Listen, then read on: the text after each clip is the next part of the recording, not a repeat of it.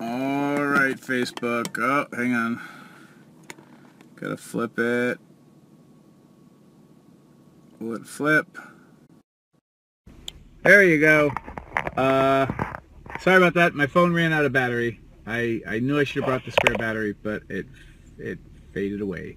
So hopefully the first part did get recorded and uploaded. So if you're signing on and you were watching the first part of the How to Negotiate Successful Threesomes, just leave a comment and said, yeah, just let me know that the first part is still there and you saw it. I thought about grabbing my spare battery and I didn't. So that's on me. I'm sorry. Now I'm in the parking lot because this was the quickest place to plug back in to get my phone up so I could finish the broadcast. So thanks, Bob, for saying that that you saw it. I appreciate that. So where was I? So we're talking about in negotiating successful threesomes. Can you be the kind of person that just develops those skill sets to leave people feeling safe and being able to slow down the negotiations and interactions because you're not worried about the window of opportunity closing? Because to try to make something happen because there's a window of opportunity closing, that's usually a bad sign. You shouldn't be trying to force sex or force a threesome to happen.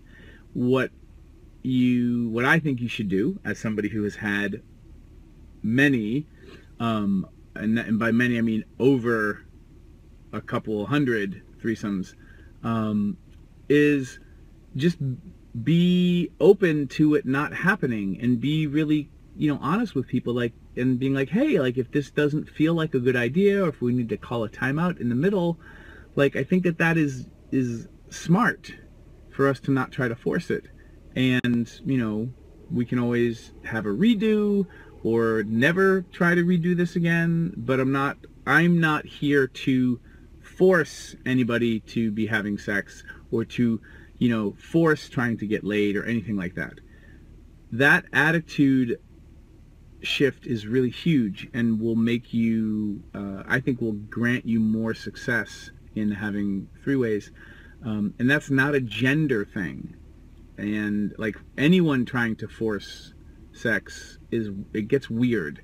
And especially when you have more than one person in bed with you, if the force something to happen, just because you're okay with it happening doesn't mean the other person is okay with it happening. And if that other person can't speak up right away, or you can't read their body language, then now you're having a threesome where one of those people is feeling pressured. So the more people that you add into the mix, the more potential there is for something to go sideways, and you not knowing it, because you're kind of like, meh, this person's kind of pressury, but it's not so bad, and we're all here to have a threesome anyway, so it's okay. But for that third person, it's totally not okay. So trying to get everybody on the same page that yes, we can be disappointed if it doesn't happen. Yes, we can all want it to happen, but if it doesn't really pan out, can we make that okay? And always go back to calling a timeout and building it back from there. Anytime you need to have a check-in, and you have a check-in, or somebody else has a check-in, and it ruins the moment, I think you have saved yourself a potential train wreck. And that has been my experience, and I think that's really wise advice. And as somebody who has had has had the privilege of a lot of group sexual dynamics, I think that is useful information and a useful kind of perspective or approach to having any kind of group engagements. It's also really good for just one-on-one sex with another human being. And so if you can get to be good at communicating, at slowing things down, at checking in with people, making people feel safe, knowing how and what you need to feel safe, that makes you a really extraordinary human being when it comes to sex. Doesn't mean you're perfect.